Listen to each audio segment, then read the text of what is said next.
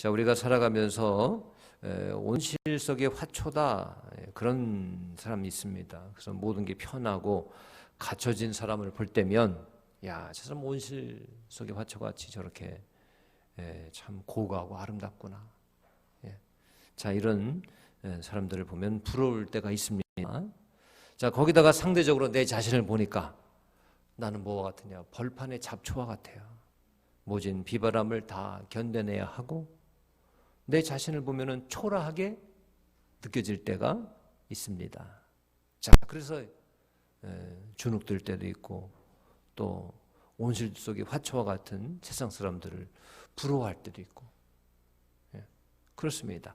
자, 그러나 우리는 그런 상황 가운데 있을 때 우리 그리스도인들은 어떤 관점으로 봐야 하는가? 우리에게 다른 관점으로 보도록 가르쳐주고 있습니다. 자, 오늘 심판의 대상은 이제 어떤 민족입니까? 모압 민족입니다. 모압. 애굽과 그 다음에 블레셋 이어서 모압이에요. 모압. 자, 왜 모압이냐? 유다와 무슨 관계가 있길래? 자, 모압은 사실 유다와 남이 아닙니다. 유다 민족과 친족이나 다름없는 민족인데 창세기 19장에 보시면은 모압 나라의 조상은 누구냐? 모압이에요. 모압 나라의 조상이 모압이에요. 그 조상의 이름을 따가지고 모압 민족이 된 겁니다. 나라가 된 거예요. 모압은 누구였죠? 롯. 아브라함의 조카 롯과 그의 첫 번째 딸 사이에서 태어난 자식이었습니다. 그 자식 이름이 모압이었어요. 그러니까 모압 족속은 아브라함의 조카의 자손인 거죠. 그러니까 유다 백성과 사실은 친족이에요. 친족. 아니나 다를까 모압은 바벨론 왕 이제 느부갓네살이 이제 쳐들어 내려오고, 그리고 하나님께서 그 바벨론을 도구로 사용하시잖아요. 유다를 가르치시기 위한. 그때 이제 느부갓네살 왕의 위협이 커지니까 이 느부갓네살 바벨론에 대항하기 위해서 이 모압이 어디하고 손을 잡고 동맹을 맺었느냐? 바로 유다예요. 유다의 시드기야 왕하고 동맹을 맺었습니다. 여러분 기억하시죠? 시드기야 왕, 느부갓네살 왕의 반기를 들다가 아들들이 자기의 보는 앞에서 다 처형당하고 눈도 뽑혀가지고 사슬에 묶여서 바벨론으로 끌려간 유다의 마지막 왕 시드기야. 결국 그도 뭘 믿고, 이 시드기야 왕도 무엇을 믿고 하나님의 도구인 바벨론의 반기를 들었었느냐? 결국 애굽과 모압이에요. 모압하고 손잡자. 아니 손잡았으니까 우리는 다행할 수 있다. 그러니까 모압 역시 이방 땅이긴 했지만 조상은 유다와 같은 뿌리죠. 그리고 바로 사해 동쪽에 위치해 있는 유다와 근접해 있는 그런 나라였습니다. 그러니까 친족인데다가 유다가 바로 옆에 있는 나라예요. 그러니까 유다로부터 여호와 하나님의 존재를 들을 수가 있었습니다. 충분히. 그리고 율법, 그들이 지키고 있는 율법에 관해서도 귀담아 들을 수 있는 기회가 있던 민족이었어요. 먼 데가 아니라 바로 가까이 붙어있는, 초상도 말이죠. 같은 계열이고, 지리적으로도 같고 옆에 있고 말이죠. 그러니까 나중에 시드기야 왕 망하게 생겼어, 큰일 났다. 그러니까 바로 그 모압하고 손잡는다니까요. 동맹을 맺었다니까요. 자, 이런 나라가 바로 모압입니다. 그런데 그들의 실상은 어땠는가? 그들의 실상 어땠는가? 7절과 11절 말씀 보면은 나옵니다. 자, 7절 한번 보십니다. 그들의 실상이 어땠는지. 자, 한번 읽습니다. 처음 부분만 읽습니다. 시작. 내가 내 업적과 보물을 의뢰함으로 너도 정복을 당할 것이요. 이렇게 그 모습은 이렇게 쭉 나옵니다. 자, 너가 여기 누구예요? 바로 모압에 관해서 하나님께서 말씀하신 겁니다. 이 모압은 어땠답니까? 자기 업적과 보물을 의뢰했던 민족이라, 그런 얘기예요. 그 무슨 뜻이냐? 일찍이 성공해서 큰 부를 쌓았습니다. 그 부를 숭배하고 그 부와 업적을 의지했던 민족이라 하는 것입니다. 또 11절에도 나와요. 11절 한번 보십니다. 11절 첫 한 문장만 읽습니다. 시작. 모압은 젊은 시절부터 평안하고 포로도 되지 아니하였으므로. 자, 말하자면 뭐냐면 일찍이 환경이 좋아가지고 별 어려움도 없었고 다른 나라처럼 전쟁에 져가지고 포로로 끌려간 적도 없는 민족이다, 그런 얘기예요. 일찍이 젊어서부터.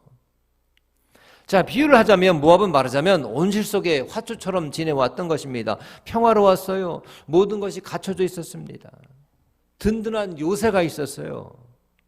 먹을거리도 많았습니다. 풍요로웠습니다. 그리고 또 다른 나라에서 다른 나라처럼 점령당해가지고 백성이 포로로 끌려간 역사도 없었다 그런 얘기예요. 평안과 안정과 또 부와 편안함을 누렸던 그런 민족이다.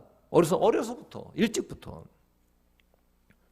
그 11절을 이제 쭉 아까 우리 읽지 않은 부분 보시면은 모압을 어디에 비유하냐? 잘 숙성된 포도주에 비유하고 있습니다. 당시 모압하면 뭐로 풍요로웠느냐? 포도주 생산과 무역. 포도주 생산과 무역으로 풍요를 누렸던 그런 민족이었습니다.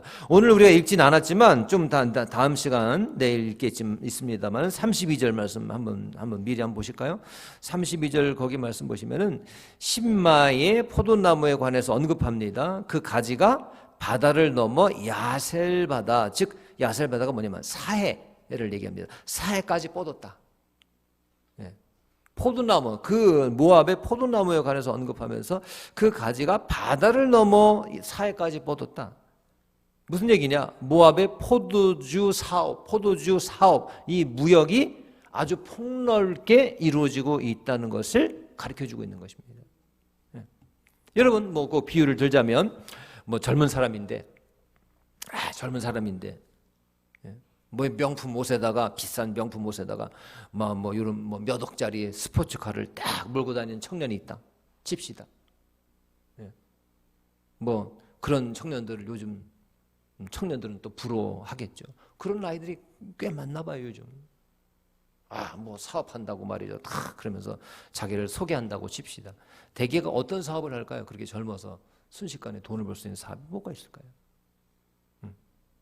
10중 8구는 반문화, 술문화에 관련돼 있을 가능성이 아주 높은 사업들입니다. 물론 이제 부모가 부자여서 건물을 미리부터 유산으로 줘가지고 그거 관리하면서 거기서 나오는 그 명품을 돈으로 명품 휴가만 감고 차 타고 놀러 다니는 젊은이인 경우도 있을 수 있겠지만은 그게 아니라면 무슨 사업을 할까요? 대부분 그런 거예요. 밤과 술에 관련된 사업이야말로 물장사가 가장 많이 남는다면서요. 가장 많이 남고 한순간에 거액을 만질 수도 있는 그런 사업들입니다. 따라서 그런 사업들은 뭐에 결탁되어 있느냐? 어둠, 밤에 해야 되고 어두울 때 해야 되고 잘 되고 또 탈세, 범죄 이런 게 연관되기가 아주 쉽죠. 단순간에 그렇게 젊은 사람이 사업해서 한다 그러면 10중 8구는 그럴 확률이 아주 높습니다. 젊은 나이에 성공했다고 자랑하고 다녔던 그 빅뱅이라는 아이돌 그룹 있죠. 빅뱅. 거기 이제 승리라는 그런 멤버가 있었는데, 젊은 사람이 사업적으로 굉장히 대단하고, 외국어를 막 구사하면서 TV에도 나왔었어요. 자기가 자기 사업체를 일본에 중국에까지 분점을 내고 거기 사람하고 지시를 하고 라스베가스에서 큰 호텔에서 이런 그 젊은 애인데 20대인데 근데 밝혀진 그의 실체가 어땠냐면 여러분 아실 겁니다.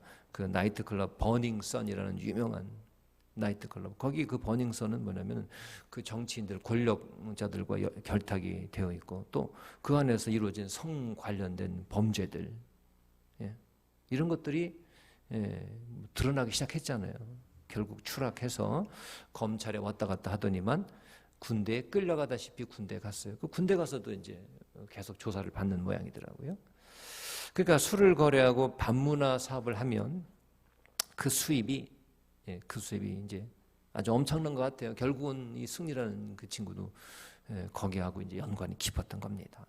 거기에서 결탁이 이루어지고 또 경찰과 또 어떤 권력자와 그래서 그 권력에 연루되어 있는 게 그 분명해요. 그 버닝썬이라는 데가 권력자들이 와서 그럼 또 접대하고 그런 거 있잖아요, 여러분.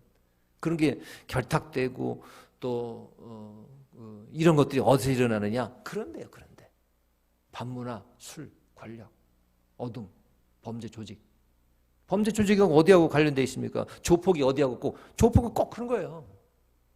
나이트클럽. 조폭 빠짐없이 거기 연루되어 있는 곳이 막 그런 데입니다.